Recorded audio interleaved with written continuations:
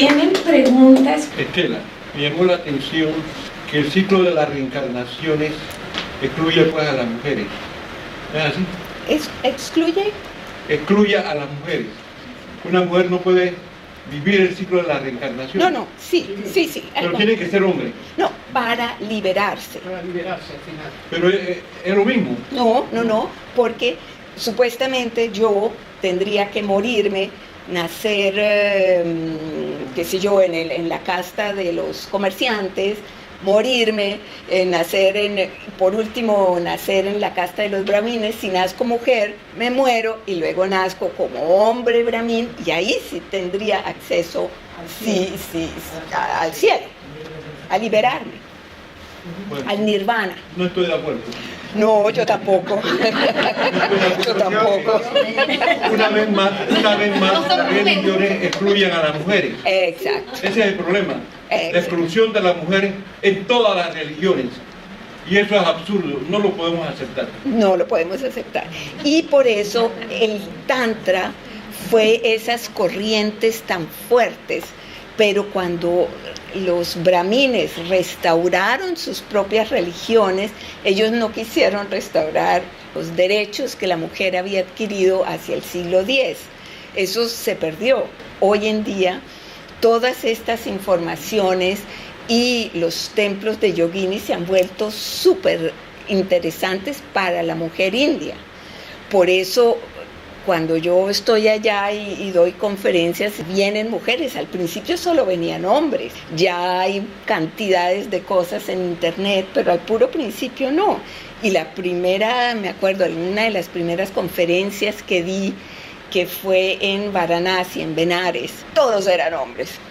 Y todos me miraban así como, esta viene aquí a hablarnos de lo nuestro, mujer extranjera.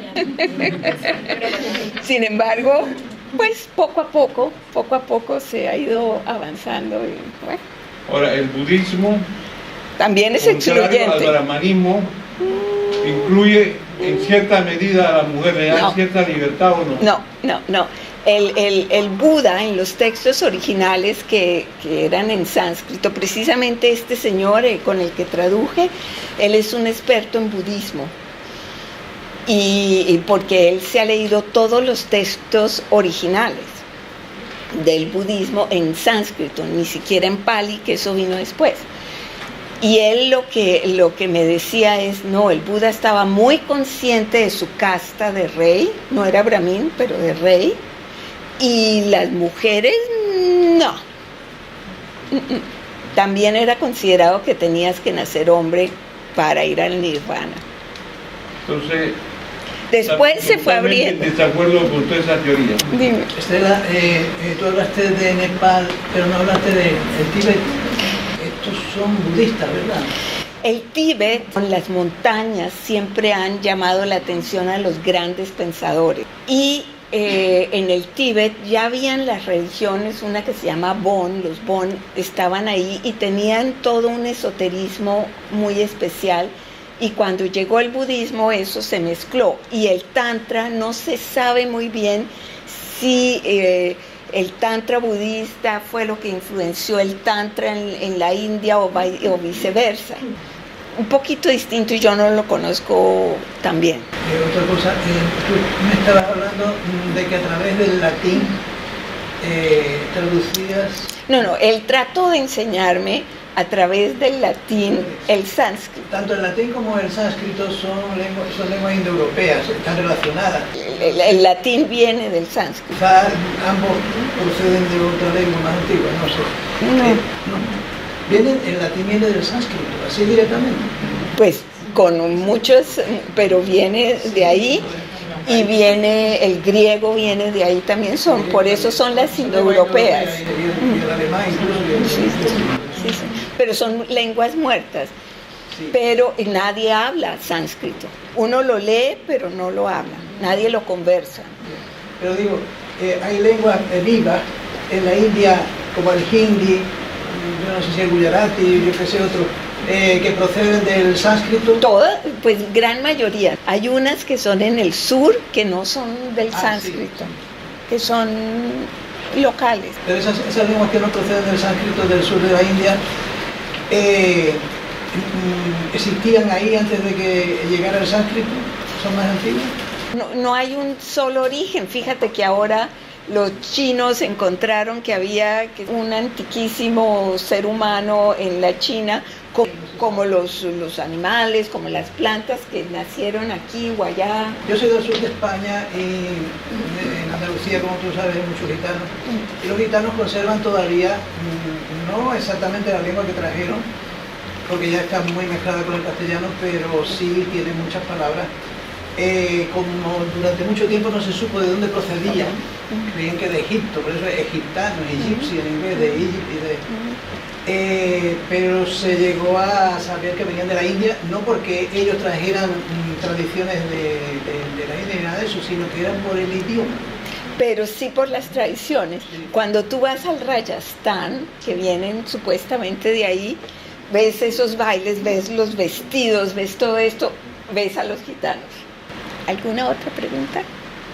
Cuando digo trascender las palabras es porque en ese libro vas a encontrar cosas a veces que chocan, porque como quería ser un libro para sacudir a los brahmines que estaban con sus ideas y que hacían sus ceremonias sin poner el corazón. Mira, en la India cuando se hacen los puyas, las ceremonias, tú con las flores no las puedes oler, la fruta no puede ser limón, hay una serie de reglas enormes de cómo hacer esa ceremonia.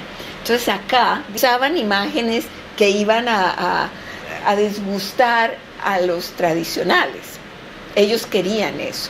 Hasta la lengua, el sánscrito, el pandita, este señor con el que trabajé, él es un lingüista, mira, es que habla latín, griego, persa, arameo, hebreo, todas las lenguas del sureste asiático, las antiguas, mejor dicho, un lingüista impresionante y muy especializado en el sánscrito. Tanto era que cuando yo decía a académicos que estaba trabajando con él, decían, pero ¿cómo semejante persona que no conoce nada está trabajando con él? Fue el destino que me dio ese regalo.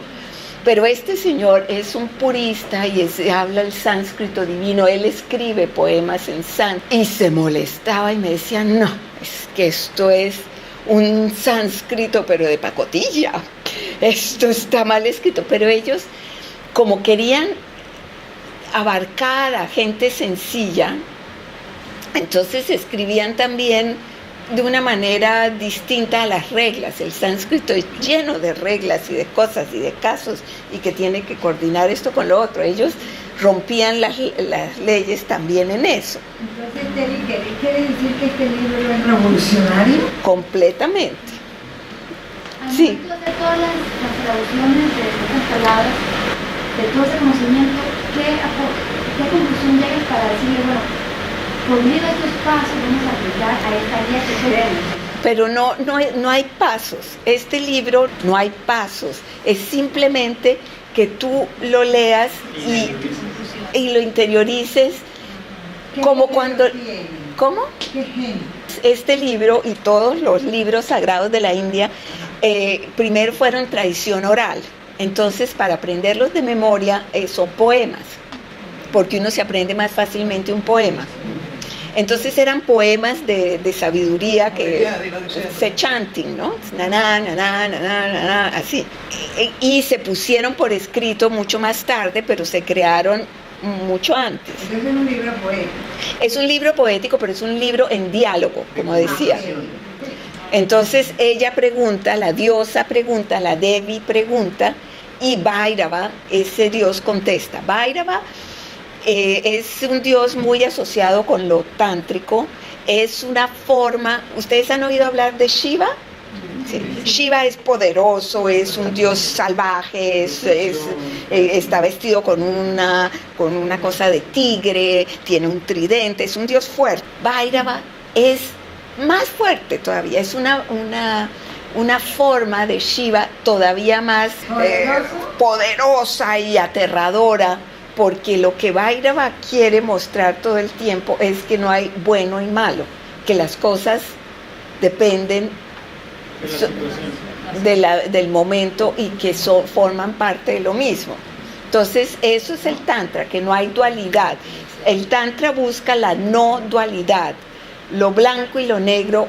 Para que conozcamos el día tenemos que haber conocido la noche, que los opuestos son complementarios. Muchos maestros espirituales por estos conceptos y en el yoga se han mezclado, intermezclado, o sea, ya no existe nada completamente purista porque se mezclaban las ideas religiosas y las ideas espirituales se mezclaban.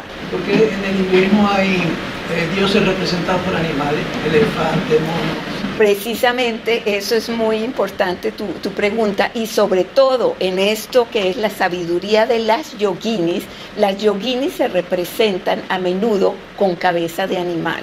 ¿Y por qué la cabeza de animal?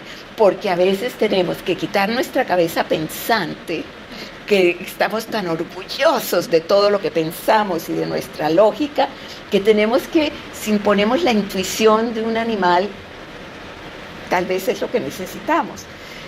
Yo a menudo, cuando escribí los primeros libros sobre las yoginis y hablaba de ellos, decía, mire, ¿se acuerdan cuando fue el tsunami? En unas islas que fueron muy atacadas, en el Andaman Island, las personas miraban el mar que se iba y se quedaron ahí mirando qué será, qué pasa. Ningún animal se murió, todos se fueron al tope de la montaña mucho antes de que llegara la ola. O sea, a veces necesitamos tener esa intuición animal de una cierta, pero muy a menudo nos cortamos eso porque está esa idea de que yo sé, y yo, mi cabeza, y yo, ese ego. Entonces las cabezas de animal representa el instinto. Lo que sí hice en un momento dado fue las cartas de las yoginis. Eso yo traté de poner ese conocimiento de este libro tan esotérico en algo que fuera un poco lúdico, que hiciera entrar en el conocimiento de una manera más fácil. Entonces el oráculo de las yoginis es una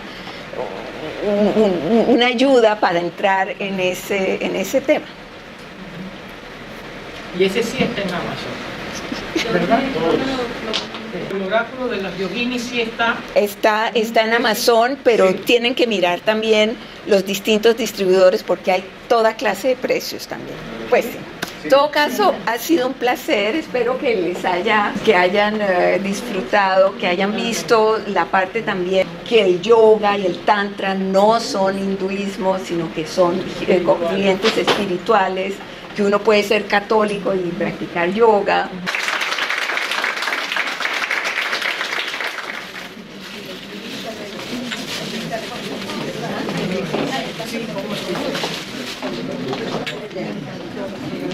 Estupendo. Me encantó.